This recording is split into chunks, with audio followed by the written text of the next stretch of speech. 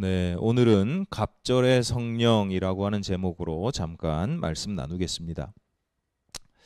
제가 한 두 달 됐나요? 두 달 좀 안 된 것 같은데 임해동에 친하게 지내는 목사님 교회 건물 옥상에 텃밭을 조성을 해가지고 농사를 지으려면 와서 지어라. 그래서 제가 한 평 정도를 분양을 받아서 그 교우들이 농사를 짓는 텃밭의 일부를 제가 농사는 아니죠. 예, 그냥 장난하고 있는데 그래도 거기 생명을 씨앗을 뿌려놓고 가끔씩 물도 줘야 되고 또 이제 막 조성한 밭이기 때문에 그 잡초도 가서 수시로 이렇게 하나씩 보이는 대로 한 번에 다 뽑으려고 그러니까 힘들더라고요. 그래서 갈 때마다 그냥 어차피 한 평이니까 한 평 정도 되는 것 같은데 그런 걸 위해서 가끔 시간이 날 때마다 좀 불쌍해요. 이게 정기적으로 가야 되는데 제가 뭐 그냥 생각날 때마다 한 번씩 지나갈 때마다 한 번씩 들러서 이제 물을 주고 잡초를 뽑는데 한 번은 그 교회의 노 권사님을 그곳에서 만났어요. 그러더니 권사님이 저를 딱 보자마자 그 밭이 전체가 있는데 그 밭 중에 목사님 밭이 제일 깨끗하고 잘 정리가 돼 있고 잘 자란다는 거예요. 그러면서 저보고 젊어 보이는데 목사님 과거에 농사를 지어 보셨느냐고 그렇게 물어보시는 거예요. 저는 그 권사님을 알고 있거든요. 그 권사님이 장로님 남편이에요. 지난번에 은퇴하신 장로님 남편인데 그 장로님이 평생 농사꾼으로 사셨어요. 그냥 농사꾼도 아니고 그 가난한 집에 태어나서 아주 바지런하게 말씀 없이 그냥 행동으로만 교회에서도 그냥 행동으로만 섬기시는 분이에요. 그러니까 평생 농사꾼의 아내, 그것도 부지런한 농사꾼의 아내로 살아오신 권사님께서 제 밭을 보고 좋아 봐야 얼마나 그게 좋은 밭이겠어요. 그래서 그냥 덕담, 칭찬, 격려하시는구나 이렇게 생각을 하고 네 감사해요. 농사를 지어본 적은 없고요. 어렸을 때 어머니가 텃밭에서 풀 좀 뽑으라 그러면 같이 뽑고 뭐 그렇게 어머니가 텃밭을 꾸미는 것을 옆에서 어깨 넘어 보고 뭐 그게 전부지요. 뭐 이렇게 대답을 했어요. 그랬더니 권사님께서 그제야 속내를 드러내시는데 교인들이 막 무작위로 이렇게 텃밭을 돌보는데 교인들이 텃밭에 작물을 막 아무렇게나 심고 잘 돌보지도 않고 이게 주인이 없으니까 교회 공동의 텃밭이니까 어떤 분이 이렇게 해놓으면 또 다음 날을 다른 분이 와가지고 뭐 이렇게 해놓고 저렇게 해놓고 하시는 게 이제 속상했던 거예요. 그래서 아니 뭐 초보가 그럴 수 있죠. 그랬더니 하시는 말씀이 상추를 따려면 밑에부터 가장자리부터 이렇게 하나씩 하나씩 따야 되는데 가운데서부터 막 딴다는 거예요. 그래서 제가 권사님 그러면 다 농사를 몰라서 그냥 그런 거니까 이제 권사님이 가르쳐 주시면 되겠네요. 그랬더니 권사님이 탄식을 하시면서 여러 번 가르쳤죠. 말을 안 들어요. 이렇게 말씀을 하시는 거예요. 모든 일, 매사에 비슷한 면이 있습니다. 나름 어떤 일에 대해서 전문가들이 있죠. 전문가까지는 아니더라도 무슨 일을 잘하는 사람들이 있어요. 그분들의 눈으로 보기에 초보자들의 모습이 참 답답하기 짝이 없을 때가 있어요. 뭐 그렇다고 해서 뭐 초보자들에게 크게 기대하는 것도 아니고 그래도 요 정도는 해야 되지 않냐, 최소한 이 정도는 해야 되지 않냐라고 아주 최소한의 기대를 하는데 이제 그게 잘 안 되는 거죠. 그 노 권사님이 저를 칭찬하신 것도 마찬가지예요. 제가 가끔 이제 제 밭을 살피고도 시간이 남으면 좀 시간이 있으면 주변에 이제 다른 사람 밭에 있는 잡초도 이렇게 뽑는데 잡초를 뽑다가 몇 번을 망설이는 게 이게 잡초인지 작물인지 구별을 못해요. 그러니까 제가 아는 잡초, 이건 분명히 내가 어렸을 때 봤던 그런 잡초다 싶으면 뽑는데 이게 잡초야, 이게 일부러 심어 놓으신 거야, 이게 구별이 안 될 때가 있어요. 그러니까 저도 모르는 거죠. 농사를 모르는 겁니다. 저희 아내가 결혼하고 초창기에 시장에 가서 시금치를 사는데 이게 시금치냐고 이게 뭐냐고 물어봤더니 시장 상인이 혀를 껄껄 차더래요. 다 큰 처자가, 등치는 다 크고 다 큰 처자가, 애기 엄마가 어떻게 시금치를 모르냐 이거죠. 그러니까 그런 셈이에요. 권사님 입장에서 바라보는 제 모습도 농사라고 하는 측면에서 어떻게 이게 작물인지 아닌지를 모를까 싶으시겠죠. 그럼에도 불구하고 다른 교우들보다는 조금 나은 거예요. 어렸을 때 어머니 텃밭에서 좀 도와드린 것, 그것도 하기 싫은데 막, 아니 제가 그런데니까 어렸을 때 어머니가 그 풀 뽑으라 그러면 그렇게 하기 싫어가지고 막 게으름 피우고 막 힘들었는데 요즘은 풀 뽑는 게 너무 재밌어요. 그래서 재밌다고 그랬더니 노 권사님이 이상해요, 그죠? 그랬더니 노 권사님이 하시는 말씀이 나이가 들어서 그래요, 그러더라고. 나이가 들어서 그래요, 그러시더라고. 어렸을 때 그 조금 보고 배운 거, 조금 해본 거, 그 뭐 도우면서 어머니께서 들려주신 말씀, 이건 이렇게 해야 돼. 뭐 옥수수는 뭐 2알, 3알을 심어야 되고, 뭐 이런 그 어머니께서 이렇게 그런 말씀을 해주셨거든요. 감자는 이렇게 캐야 되고, 고구마는 이렇게 순을 이렇게 옮겨 해야 되고, 뭐 이런 말씀들. 어머니한테 그런 것도 다 배운 거죠. 토마토는 가지 2개만 남겨놓고 다 쳐야 돼. 뭐 이런 것들 그냥 지나가면서 들었던 건데 그게 아주 기본적인 지식이 됐고 보니까 그것도 모르고 농사를 짓는 분들이 거기 많더라고요. 그래서 막 토마토가 뭐 벌써부터 알이 생기니까 너무 좋아하는데 다 떨어져요 지금.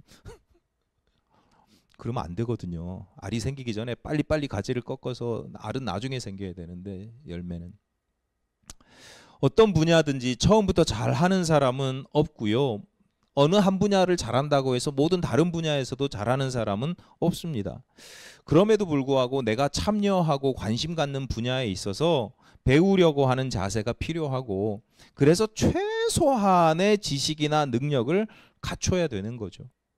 특히 내가 어떤 새로운 일을 시작한다. 새로운 분야에 내가 참여한다라고 했을 때는 조금이라도 아주 최소한이라도 그걸 미리 준비를 해야 됩니다. 제가 초등학교 입학할 때 국민학교죠. 입학할 때 그때만 하더라도 그 학급 그 친구들 중에 그부들 중에 한글이나 이렇게 숫자 이런 거를 전혀 안 배워 가지고 온 친구들이 많았어요. 부모님들 입장에서는 잘 모르기도 하지만 그건 학교 가서 배우는 거다 이렇게 생각을 하던 시골 사람들의 그런 시절이에요. 근데 저는 다행히 어머니께서 아버지께서 미리 이제 한글도 가르쳐 주시고 덧셈 뺄셈 가감승제 덧셈 뺄셈 이것도 다 이제 어느 정도는 가르쳐 주셨어요. 그러니까 학교 생활에 적응하기가 쉬운 거예요. 가보면 내가 아는 얘기를 하니까 선생님이 무슨 말씀 하시는지도 아니까 쉬운 거예요. 그런데 그 미리 배워 오지 않은 친구들은 가서 엄청 고생하는 거예요. 들판에서 나무가지 꺾어서 싸움질이나 잘할 줄 알았지 칼싸움이나 잘할 줄 알았지 와서 연필 가지고 이게 잘 써지지도 않는데 그제서야 그걸 기역 니은 그 깍두기 노트에다가 이제 맞춰서 쓰고 있으니 게다가 이게 잘 못하니까 받아쓰기 시험 보면 맨날 30점 20점 뭐 빵점 이렇게 맞으니까 친구들 앞에서 얼마나 창피해요. 그리고 회초리 맞고 뭐 벌 받고 뭐 참 주눅이 들만 하죠. 그래서 제가 그때는 그런 걸 몰랐는데 나중에 커서 보니까 돌아보니까 참 이게 가혹했을 수도 있겠다 아이들한테 뭐 그런 생각이 들 정도예요. 제가 중학교 들어갈 때는 이제 저희는 영어를 중학교 들어가서 배우니까 중학교 들어갈 때는 이제 영어를 미리 공부를 해야 되는데 할 수 있는 게 별로 없죠. 알파벳 영어 4줄짜리 영어 노트가 있었잖아요. 그래서 그 영어 노트에다가 알파벳을 막 연습해가지고 A, B, C, D 가지고 가는 거 그게 전부였고 또 꼴에 필기체로도 막 이렇게 막 연습하고 그래서 중학교에 갔는데 그 정도로는 뭐 많이 부족한 거였죠. 나중에 알고 봤더니 중학교 1학년 때 영어 선생님이 이제 정식 영어 선생님이 아니었었더라고요. 그러니까 교원이 아마 그 당시에 무슨 교원이 부족했는지 정식 영어 교사가 아니라 이제 조금 영어를 알고 뭐 월남전에 참전했다가 뭐 이런 그런 거죠. 영어 미군들이랑 영어 좀 소통해 보신 분들이 부신 분이 이제 영어 수업을 가르치고 있었어요. 그러니까 제대로 가르치지도 사실은 못하신 거죠. 그런데 그 정도의 영어 수업을 따라가지를 못하는 거예요. 지금도 기억나는 게 선생님이 단어를 외워오라 그랬는데 해피라고 하는 단어를 이제 외웠어요. 근데 그때는 그 동사, 명사 이런 걸 잘 몰라서 해피, 그러니까 행복한, 이게 형용사인데 제가 행복하다 이렇게 외운 거예요. 그래서 선생님이 수업 시간에 야, 너 해피 무슨 뜻이야? 행복하다요. 그래서 혼났어요. 틀렸다고. 왜 틀렸는지는 얘기를 안 해주시고 저는 외운다고 외웠는데 어이가 없는데 어쨌거나 그 정도의 영어 수업도 따라가기가 버거운 거예요. 미리 준비가 안 돼 있어서. 그래서 제 인생 처음으로 사교육을 받았죠. 그 당시 1학년인가 2학년 때가 도저히 안 되겠다. 어머니가 얘는 도저히 안 되겠다 그래서 그 방학 때 겨울 방학이었던 것 같아요. 그 윤 선생 영어 교실이라고 그 당시 이렇게 테이프로 이렇게 뭐 하는 게 있었어요. 신학대학 들어갔더니 독일어를 배워야 되네. 독일어 수업이 있어요. 신학이 독일에서 많이 발달을 해가지고 첫 수업부터 난관인 게 교수님이 고등학교에서 제2외국어로 독일어를 배웠던 학생들 수준으로 독일어를 가르치는 거예요. 저는 이제 아베체대 알파벳도 못 외우고 뭐 독일어는 동사 변화가 되게 심하거든요. 그 당시에는 그래서 너무 어이가 없었죠. 아니 나는 독일어 알파벳도 잘 모르는데 아유, 제가 너무 순진했어요. 저기 대학 가기 전에 독일어 사전도 하나 사고 공부를 돈을 들여서 해야 되는데 돈을 안 들이고 하려니까 뭐 인사를 아비드젠 뭐 이런 인사가 있는데 그거를 글자만 보고 하니까 아우프베더르제헨 뭐 이런 식으로 외워가지고 하니까 이게 뭐가 돼요. 돈을 들여서 했어야 되는데 돈이 없어가지고 하여튼 다 그 당시에는 그래서 교수님이 너무 어이가 없는 거죠. 저뿐만이 아니라 제2외국어를 독일에서 독일어를 안 한 친구들은 다 이게 뭐야 도저히 못 쫓아가는 거예요. 근데 교수님 입장에서는 아니 니들이 신학교에 왔으면 당연히 이 정도는 준비를 하고 왔어야지 였던 것 같아요. 기초적인 언어를 배우는 것 뭐 이거는요 뭐 저 지금 독일어 하나도 모르고요 영어도 거의 사용을 못합니다. 외국에 가서 외국 사람들 만나면 입 꾹 다물고 있어요. 그래서 가이드한테 얘기하고 그런 거 뭐 좀 불편하고 말죠. 그런데 그런 분야만 있는 게 아니잖아요. 예를 들어서 뭐 여러분이 어떤 직업을 갖는다, 일을 한다. 그러면 그 직업에 필요한 자격증이나 기술이 있어야 되는 거죠. 노하우나 팁도 익혀야 돼요. 그런 준비가 없으면 아예 일을 시작할 수도 없어요. 일을 시키지도 않죠. 어느 우리나라 유명한 요리사가 하는 이야기입니다. 외국에서 요리를 배우고 싶어서 어느 유명한 식당에 무작정 찾아갔다는 거예요. 주방장한테 찾아가서 졸랐대요. 나 요리 배우고 싶다. 며칠을 졸은 후에 무임금으로, 그러면 돈 안 준다, 월급 안 준다, 그리고 무임금으로 일을 시작할 수 있었다는 거예요. 그리고 몇 년이 지나서야 겨우 인정을 받았다. 근데 생각해 보면 야 그렇게 그냥 노동력을 그냥 그렇게 써먹을 수 있어라고 생각할 수도 있지만 주방장 입장에서는 그게 이상한 일이거나 대단한 일이 아니고 지극히 당연한 거죠. 준비도 안 됐는데 와서 일을 하겠다고? 이건 말이 안 되는 거예요. 주방장 입장에서는. 내가 일부러 시간을 들여서 너 일을 가르쳐 줘야 되고 내가 내 하는 일도 하기 바빠 죽겠는데 누구를 거두고 누구를 가르칠 그런 여유가 어디 있어요. 그러니까 무임금으로 몇 년 동안 일을 했다. 이거 착취한 거 아니야? 이렇게 생각할 수도 있지만 입장을 바꿔놓고 보면 고마운 거예요. 그 주방장 그렇게라도 가르쳐 준 게 도와준 거죠. 내가 밥 벌어 먹고 사는 게요. 만만치 않아요. 쉽지 않아요. 뭘 준비를 해야 사람들이 일을 시키지. 상담을 해보면 뭐 가끔 새로운 일에 도전하겠다 뭐 이런 이야기. 근데 아무런 준비가 되어 있지 않은 모습을 보면 참 마음이 무겁죠. 심지어는 기도했는데 하나님께서 주신 비전입니다. 이러면 이제 제가 더 답답해지는 거죠. 비전이면 준비를 해야지.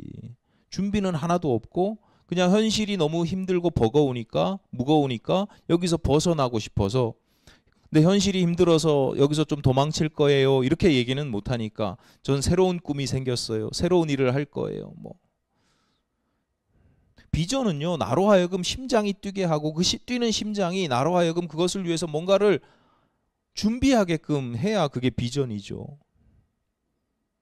나름 준비를 잘 해도 세상에 완벽한 준비가 어디 있어요. 나름 준비를 잘 했다고 해도 닥치고 보면 실상이 다른 경우들이 얼마나 많습니까? 그런데 그 최소한의 준비도 하지 않고 새로운 일을 한다, 새로운 분야에 뭐 도전을 한다, 말이 안 되는 거죠. 오늘 본문은 선지자 엘리야의 그 지위 그리고 그 역할을 제자인 엘리사가 계승받는 과정 중의 일부입니다. 엘리야는 죽음을 경험하지 않고 하늘로 승천하는 영광을 누린 사람입니다. 스승 엘리야가 그만큼 그 시대에 아주 탁월한 지도자였는데 스승 엘리야가 영감이 탁월했던 것처럼 많은 제자들이 있었는데 그 제자들도 탁월한 영감을 가지고 있었던 모양입니다. 그래서 스승 엘리야가 이제 곧 죽지 않고 죽음을 경험하지 않고 하늘로 들려 올라가게 될 것이라고 하는 사실을 제자들이 다 알고 있었어요. 다 눈치채고 있었어요. 스승님이 이제 우리를 떠날 텐데 이 땅에서 이제 사라질 쉴터인데 그런 방식으로 곧 떠나게 될 거다라는 걸 다 알고 있었어요. 본문 7절입니다. 선지자의 제자 50명이 가서 멀리 서서 바라보매 그 두 사람이 요단가에 서 있더니 그런데 그 제자들이 50명만 있는 게 아니에요. 여기만 50명이에요. 다른 곳에 또 있고 또 다른 곳에 또 있습니다. 그런데 그 50명의 제자들 중 어느 제자도 이제 스승 엘리야가 떠날 터인데 그 곁에 있는 사람이 아무도 없었습니다. 멀리 떨어져서 바라보기만 하고 있었어요. 그만큼 엘리야가 이제 곧 우리를 떠난다라고 하는 사실이 매우 엄중한 상황이기도 했지만 엘리야가 그렇게 명령을 했어요. 나를 따라오지 마라. 너희들 자리를 지켜라. 나를 따라오지 마라. 그렇게 명령을 했어요. 그런데 그래서 모든 제자들이 다 엘리야의 말을 듣고 스승 엘리야를 따라가지 않는데 딱 한 사람 엘리사만 말을 안 들어요. 스승의 말을 안 듣고 계속 따라다니는 거예요.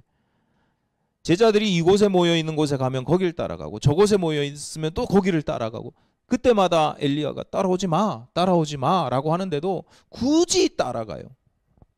9절입니다.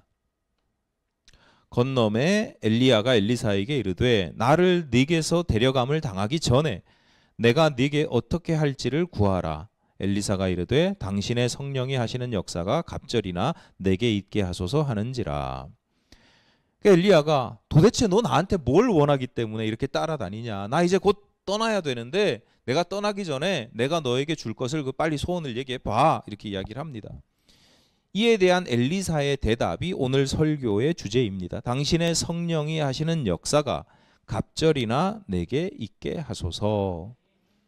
성령이 하시는 역사가 이렇게 되어 있지만 원문에는 성령 한 단어뿐입니다. 그래서 제가 오늘 그 설교도 그냥 갑절의 성령 이렇게 설교가 제목이 짧으면 좋으니까 그냥 그렇게 쓴 거고요. 그런데 문맥상 여기서 갑절의 성령이지만 그 의미가 성령의 하시는 역사라고 맥락상 번역이 이해가 되기 때문에 개역 성경에서는 이렇게 개역 개정판에서는 당신의 성령이 하시는 갑절의 역사라고 표현을 하고 그다음에 우리 옛날 개역 한글판에서는 갑절의 영감 이렇게 표현을 하고 있습니다. 성령은 인격체도 있지만 성령 하나님이면 성령 하나님이 갑절이야 이게 말이 안 되잖아요. 그러니까 갑절이라고 하는 것은 성령의 하시는 역사나 영감 이렇게 번역을 하는 겁니다. 그러면 자 보세요. 엘리사가 왜 스승에게 당신 떠나기 전에 나에게 갑절의 영감, 갑절의 역사를 구합니까? 갑절의 능력을 구합니까? 어떻게 보면 스승 엘리야 입장에서 이게 버르장머리 없는 모습일 수도 있잖아요. 얼마나 이게 엘리야가 보통 사람이 아니란 말이에요. 그 시대에 정말 대단한 사람이거든요. 근데 그것보다 갑절을 구해? 다른 제자들 입장에서 보면요 재수 없는 일일 수도 있잖아요. 그렇지 않으세요? 샘나고 이럴 수도 있잖아요. 지가 뭐 잘났다고 말이야. 갑절을 구해. 뭐 이럴 수도 있잖아요. 그런데 엘리야가 아무런 제지를 하지 않고요. 엘리야가 하는 이야기가 거기에 대해서는 아무런 이야기가 없고 내가 너에게 줄 수 있는 건 아니야. 하지만 하나님께서 너에게 그걸 주실 수 있는지 확인은 해줄 수 있어. 하나님께서 너에게 갑절의 영감을, 갑절의 성령의 역사를 주실지 아닐지를 내가 확인해 볼 수는 있어 하고 확인을 시켜줍니다. 그리고 그대로 엘리사의 소원대로 갑절의 영감을 받습니다. 이후에. 자, 어쨌거나 다시 질문합니다. 엘리사는 왜 갑절의 영감을 구했을까? 스승보다 뛰어나고 싶었을까? 엘리사가 구한 갑절의 영감이라고 하는 것이 매우 중요한 의미가 있습니다. 몇 가지, 한 세 가지 정도로 간단하게 먼저 설명을 드리겠습니다. 우선 갑절의 영감을 구했다라고 하는 것은 무슨 뜻이냐면 엘리사가 저는 스승 엘리야의 계승자가 되고 싶습니다. 이런 뜻이에요. 성경의 시대에 아버지로부터 유산을 받는데 갑절을 받는 사람이 있어요. 누가 갑절을 받아요? 장자, 맏아들. 맏아들은 갑절을 받아요. 그러니까 갑절이라고 하면 우리는 그냥 2배 이렇게 생각하지만 유대인들에게, 고대 사회 유대인들에게 갑절의 영감, 아버지로부터 갑절을 받는다라고 하면 딱 떠오르는 게 장자예요. 장자. 장자의 특혜. 왜 장자에게는 갑절의 분깃을 주는 거예요? 예뻐서? 아버지를 이어서 그 가문을, 대를 이어서 그 가문을 책임져야 되는 사람이기 때문이에요.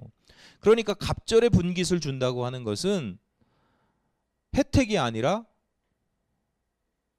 책임이에요. 책임. 의무를 주는 거예요. 내가 너에게 갑절을 주니까 그 갑절을 가지고 이 가문을 잘 돌보고 이끌어라. 뭐 이런 거죠. 엘리사도 마찬가지입니다. 수많은 제자들이 있지만 그 중에 제가 엘리야의 장자가 되고 싶습니다. 제가 엘리야의 대를 이어서 이 이스라엘의 이제 엘리야를 이 엘리사가 그리고 그 시대의 사람들이 부르는 게 아버지요. 엘리야를 아버지요, 병거와 마병이요 이렇게 부르거든요. 그러니까 제가 당신을 이어서 이 이스라엘의 영적 아버지가 되고 영적인 병거와 마병이 되기를 원합니다. 이렇게 이야기를 하고 있는 겁니다. 자신도 그런 역할을 감당하고 싶습니다. 이게 갑절의 영감을 주십시오라고 하는 뜻입니다. 두 번째는 엘리사는 그 시대가 점점 악해져 가고 있다는 것을 알았습니다. 하나님께서 엘리야에게, 대부분의 하나님의 역사가 그래요. 엘리야에게 어마어마한 영감을 주셨어요. 어마어마한 성령의 역사를 부어주셨어요. 왜냐하면 엘리야의 시대는 그만큼의 능력이 필요한 시대였어요. 근데 엘리사가 보기에 이제 자기가 살아갈 시대는 엘리야 시대보다 더 악해지는 거죠. 간단한 예를 하나 들면 엘리야의 시대는 주변 국가 중에 아람이라고 하는 국가가 있었는데 아람이라는 국가하고 서로 사이가 안 좋은 정도예요. 그래서 이스라엘이 아람을 막 쳐들어가고 그래요. 근데 엘리사의 시대는요, 아람이 수시로 쳐들어와요. 그러니까 엘리사가 수시로 아람이 쳐들어오는, 아람 군대가 쳐들어오는 길목을 막아야 되고 자기 할 일이 많아요. 어쨌거나 이 열왕기서의 특징은 그런 그 주제는 그런 일들이 일어나는 것 자체가 그 시대가 악하고 하나님을 온전히 섬기지 못하기 때문이다. 이게 주제니까, 배경 주제니까. 그러니까 엘리사 입장에서는 갑절의 능력이 필요할 수밖에 없죠. 엘리야보다 갑절의 능력이 필요한 게 내가 살아가는 시대에 적들이 너무 크고 세고 많고 무서운 거예요. 그러니까 나는 엘리야보다는 갑절의 영감, 스승 엘리야보다는 갑절의 능력이, 역사가 필요하다. 이렇게 이야기하는 겁니다. 마지막으로 비슷한 그 결이지만 좀 구분을 해서 말씀드리면 엘리사는 자신의 연약함을 잘 알고 있었습니다. 스승 엘리야는 훌륭한 분이고 탁월한 분입니다. 그런데 자신은 너무 연약하고 초라합니다. 스승 엘리야처럼 이스라엘의 영적 아버지, 병거와 마병의 역할을 감당하기에는 내가 너무 작은 초라한 존재인 거예요. 그런데 중요한 포인트가 이거예요. 그래서 낙담하거나 좌절하거나 뭐 송충이는 솔잎을 먹고 살아야 돼. 그렇게 멈추지 않고 그러면 스승 엘리야보다 내가 갑절의 능력을 받으면 되잖아. 내가 반푼어치도 안 되지만 스승 엘리야에 비해서 반푼어치도 안 되지만 스승 엘리야도 하나님께서 주시는 성령의 역사로 능력을 발휘를 하셨으니까 그래 나도 사모하고 구하는 거예요. 그래서 계속 쫓아다니면서 나는 약하지만 나의 약함을 채워주시는 성령의 역사를 갑절로 주십시오라고 구하는 겁니다. 어쨌거나 엘리사는 스승 엘리야의 승천 그리고 그로 말미암아 이스라엘에는 더 이상 영적인 아버지가 사라지고 병거와 마병이 사라지는 그러니까 엘리야의 부재에 대해서 낙담하거나 슬퍼하기보다는 지금 뭘 하고 있냐면 그 부재에 대해서 준비를 하고 있는 거예요. 새로운 시대 이제 엘리야가 사라지는 시대 엘리야가 없어지 이제 우리 어떻게 해? 이렇게 좌절하고 걱정하고 근심하는 게 아니라 그 시대를 준비하고 있습니다. 스승의 역할을 자신이라도 대신하려고 하는데 내 능력으로는 이게 감당이 안 되니까 성령 하나님의 능력을 구하는 거죠. 점점 악해져 가는 세상이지만 거기서 내가 주눅들거나 도망가지 않습니다. 오늘 우리들의 시대를 보는 것 같습니다. 외부적으로는 물질 문명과 그에 따른 세속적인 가치관들이 온통 세상을 다 뒤덮고 있는데 너무 강렬합니다. 그래서 사람들이 영적인 세계, 정신적인 세계에 대한 관심 이런 거 다 사라지고요. 오직 사람들의 관심은 외모를 치장하거나 꾸미거나 뭐 내가 돈을 많이 벌거나 코인을 투자해서 코인을 사서 뭐 주식을 투자해서 원고에 없는 얘기인데 뭐 나쁘게 보는 건 아닌데요. 제가 지난주에 오랜만에 어느 선배 목사님을 뵀는데 그분이 맨날 학교 다닐 때 이렇게 막 반자본주의 뭐 이렇게 운동권 뭐 이런 뭐 그랬던 분인데 꽤 오랜만에 제가 그분한테 도움도 많이 받고 나쁜 사람은 아니에요. 네. 뭐 그 시절이 그랬으니까요. 근데 꽤 오랜만에 만났는데 저보고 주식 투자해야 된다고. 야, 주식이 자본주의 자본시장의 꽃이라고 그러잖아요. 근데 그 이야기를 제가 충격적으로 듣는 게 아니고 그 이야기를 그냥 자연스럽게 듣고 있는 제 모습을 보면서 세상이 다 이렇게 그냥 가는구나. 사람들이 자신의 영혼을 꾸미거나 건강하게 하거나 뭐 내 삶을 거룩하게 하거나 여러분도 관심 별로 없으시죠? 그러니까 교회 안 다니는 사람, 신앙생활 하지 않는 사람들은 오죽이나 관심이 없겠어요. 특히 젊은 세대일수록 더 그렇습니다. 그러니까 교회의 미래가 어둡죠. 외부적으로는 그렇고 내부적으로 봐도 영적인 거장들이 사라져 갑니다. 보이지 않습니다. 옛날에는 교계에 어른들이 있었어요. 근데 지금은 보이지 않습니다. 거짓 선지자들이 흥왕하는 것처럼 온갖 사이비 잡설들이 판을 칩니다. 복음이 없어진 게 아니잖아요. 복음이 사라진 게 아니잖아요. 복음은 여전히 존재하는데 그들에 의해서 오염되기도 하고 왜곡되기도 합니다. 그래서 그런 분들을 볼 때마다 그런 엉뚱한 말도 안 되는 이야기를 들을 때마다 목사로서 참 낙담되고 기운이 빠지기도 합니다. 왜냐하면 한두 사람이면 제가 이상한 거야 이렇게 되는데 주변의 사람들이 다 그러면 내가 잘못된 건가? 뭐 이런 생각들을 하게 되거든요. 그러면서 의기소침해지고 내가 할 수 있는 게 별로 없구나 뭐 이런 생각이 들어요. 목사도 이런데 성도들은 오죽하겠어요. 다르지 않죠. 오늘날 대부분의 성도들이 신앙적으로 내가 뭔가를 성취하거나 이루겠다 뭐 이런 포부나 비전 같은 게 없어요. 옛날에는요 정말 이런 건 제가 별로 좋아하지는 않지만 제가 올해는 성경을 몇 번 통독하겠습니다. 필사를 하겠습니다. 뭐 교회 건축을 뭐 하겠습니다. 건축하는데 제가 뭘 어떻게 하겠습니다. 굉장히 현상적인 것이긴 하지만 어떤 신앙적인 목표, 계획 뭐 이런 것들이 있었거든요. 근데 지금은 아예 그런 것 자체가 올해는 제가 기도를 열심히 하고 하나님과 더욱더 가까워지는 사람이 되겠습니다. 뭐 이런 거룩한 삶에 대한 지향 근데 올해는 제가 말하는 습관이 내 입의 말이 좀 더 거룩해지고 많은 사람들에게 힘이 되는 삶을 이번 달은 제가 살아보겠습니다. 이번 주에 이 말씀 듣고 내가 이렇게 한번 해보겠습니다. 이런 게 보이지가 않아요. 근데 그 이유가 많이 지쳐 있고 무기력해져 있는 거죠. 습관적으로 신앙생활하고 그저 영적으로 더 발전하기보다는 지금 상태에서 무너지거나 퇴보하지 않으려고 하루하루 버텨가는 그런 모습들이 보인다. 오늘 우리가 엘리사의 영성을 묵상하고 또 본받고 또 도전받아야 하는 중요한 이유가 여기에 있습니다. 우리가 힘들다 하는 것이 오늘날만 그런 게 아니에요. 2000년 전에 3000년 전에도 예수님 시대에도 엘리사의 시대에도 다 그랬어요. 비슷한 상황들. 구체적인 내용은 조금씩 달라도 상황들은 다 비슷해요. 나를 억누르고 암울해져 가고 나는 그 가운데서 아무런 힘이 없고 할 수 있는 게 없고 뭐 이런 시대를 보면서 낙담하고 좌절하게 되는 그런 상황에서 엘리사는 다른 모습을 보입니다. 내가 해야지. 내가 부족해? 성령 하나님. 내 힘이 아닌 성령의 능력으로 새로운 시대를 준비해가는 그런 모습을 보인다라고 하는 겁니다. 오늘 다시 말씀드리지만 교회의 절기로 성령 강림절, 성령 강림 주일입니다. 부활하신 예수께서 이제 승천하시기 전에 제자들을 모아놓고 이렇게 저렇게 교훈을 하시는데 신신당부하시는 내용입니다. 사도행전 1장 4절입니다.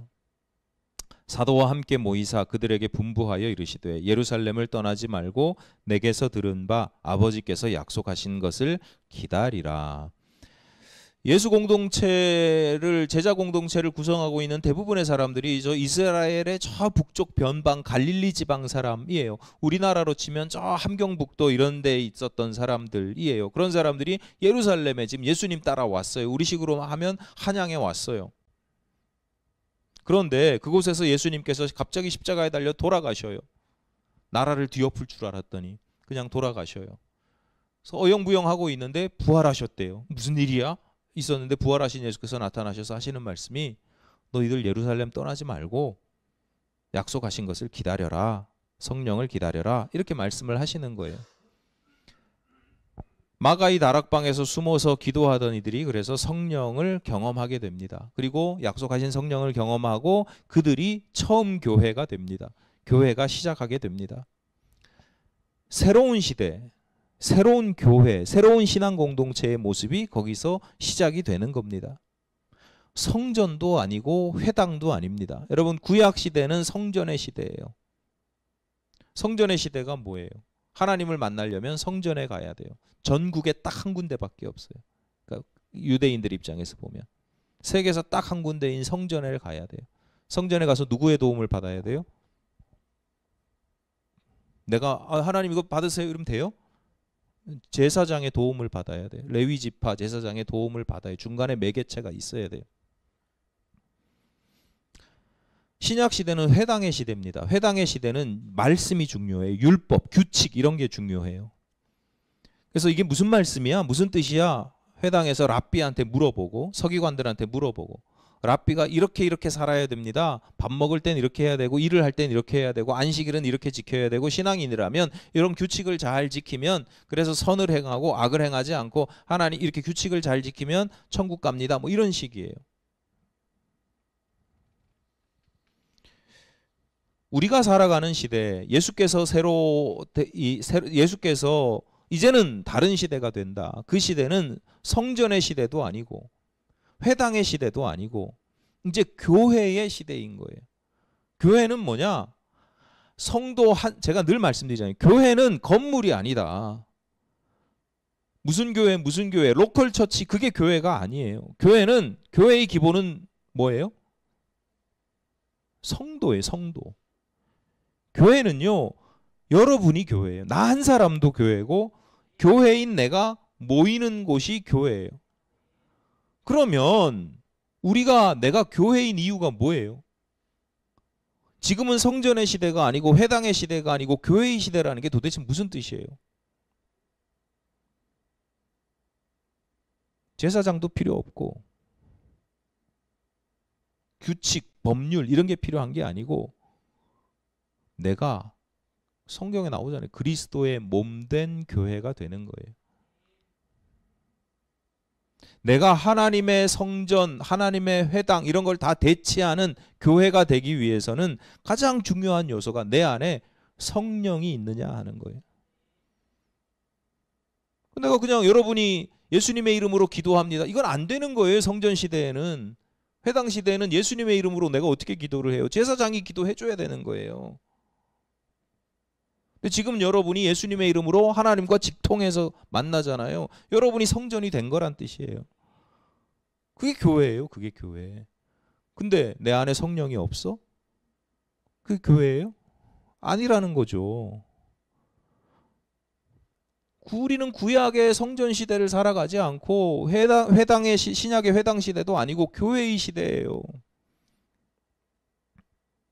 내가 교회인지 우리가 교회인지 어떻게 알 수 있느냐? 그리스도의 영 성령께서 임재하시고 내주하시고 역사하셔야 되는 거예요. 외람되지만 오늘날 성령이 없는 성도, 성령이 없는 교회 얼마나 많은지 몰라요. 심지어 이런 표현이 좀 비유적인 표현이지만 악령이 성령을 위장하고 있는 그런 경우도 굉장히 많습니다. 악령에 사로잡혀 있는데 그 한 사람 성도, 그들이 모여 있는 교회가 성령 충만하다고 착각하고 살아가요. 여러분 늘 성령을 사모하시기를 바랍니다. 성령이 여러분을 떠나가지 않도록 경건하시기를 바랍니다. 내 뜻이 아니라 성령의 뜻으로, 내 지식이 아닌 성령의 지혜로, 내 힘과 능력이 아닌 성령의 능력으로 살아가시기를 바랍니다. 이것이 하나님 나라에 들어갈 수 있는 가장 본질적인 방법이고 이 땅에서도 하나님의 나라를 살아갈 수 있는 가장 중요한 이유입니다. 물론 성령은 내가 원한다고 주어지는 건 아니지만 하나님은 사모하는 이들에게 성령을 부어주시겠다라고 약속하셨고 보여주셨습니다. 앞으로는 더욱 충만한 성령의 사람으로 살아가시기를 간절히 바랍니다. 아까 옆에 분이 뭐라고 인사를 했어요? 당신은 성령의 사람입니다 라고 인사할 때 부끄럽지 않고 그래 나는 성령에 사로잡힌 사람이고 성령이 충만한 사람이야. 성령에 순종하는 사람이야 라고 응답하실 수 있는 저와 여러분이 되시기를 간절히 바랍니다.